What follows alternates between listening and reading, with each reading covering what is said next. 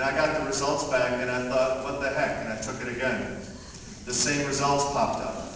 Policeman, test pilot, emergency room doctor, firefighter, teacher. Jobs that change day to day and require you to think on your feet.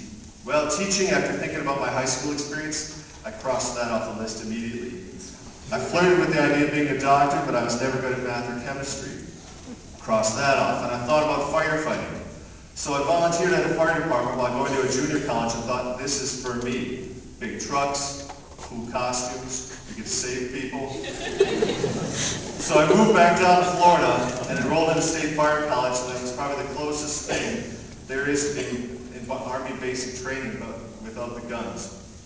By the end of the year, I was a certified firefighter, arson investigator, building inspector, and successfully completed an advanced search and rescue course, which out of 50 firefighters that started, only 11 of us remained at the end. The rest of you couldn't hack it or were disqualified along the way. And so I needed to get my EMT licensure, emergency medical technician. And while I was doing that, I began to have some doubts.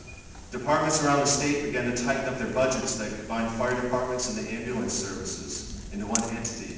And it became brutally clear to me that the only way to be hired as a firefighter was to become a paramedic. Now I could handle the blood, and I could handle the smells, and I could handle the hours, but what I could not handle was people passing away in front of me.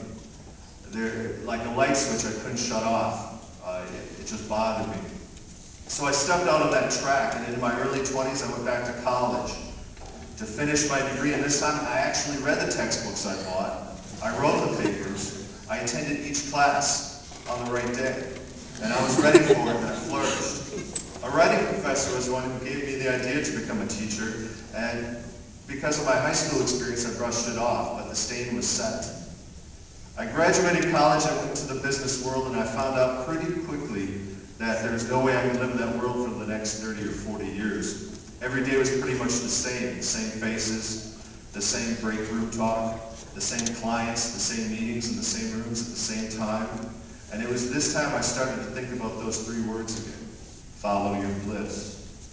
So I quit my job, and with the full support of my wonderful wife, Madeline, I went to graduate school and earned my teaching degree. And here I am. And I'm proud to say that out of a great number of my friends and relatives, I'm one of the few who can truly and honestly say, I love my job. The only part that's a bit depressing is, and I'm not pandering to, and I'm sure a lot of my colleagues would agree, is the depressing part is seeing each senior class take flight. The second piece of the proverbial pie is this: let yourself be open to discovering who you truly are. Some of you know who you are and what you want to become, and that's great. Others of you are still finding things out about yourselves, and that's okay. And it's a big world out there, and a world with a lot of exciting things, and it's a world with a lot of dark things. And if you're not sure about yourself and where you're going, it's easy to get trapped and think there's no way out, but there is a way out. You have to keep moving and allow yourself to, in the words of Joseph Campbell, follow your bliss. As I think about my current trajectory in my life, I have. In closing, I would like to tell you a story to serve up my final slice of advice. A Japanese freighter had been torpedoed during World War II, and it was at the bottom of Tokyo Harbor with a large hole in her hull. A team of engineers was called together to solve the problem of raising the wounded vessel to the surface. One of the engineers tackling this puzzle said he remembered seeing a Donald Duck cartoon when he was a little boy, where there was a boat at the bottom of the ocean with a hole in it, and Donald and Mickey injected it with ping pong balls and it floated up.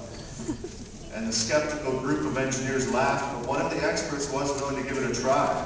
And of course, where in the world are you going to find 20 million ping pong balls but in Japan? It turned out to be the perfect solution. The balls were injected into the hull and it floated to the surface. The engineer was elated. So moral solutions to problems are always found at an entirely different level. Remember that. Also believe in yourself when those around you look at you with a crooked eye. So today I can wish you nothing better than good health, happiness, and fun. And tomorrow I hope that word of mine. You remember those of Joseph Campbell, the statistics of Bill Bryson, or that engineer in Japan with the sunken bow. As a story goes, so goes life. Not how long it is, but how good it is. That's what matters. I wish you all very good lives. Thank you very much. Yeah.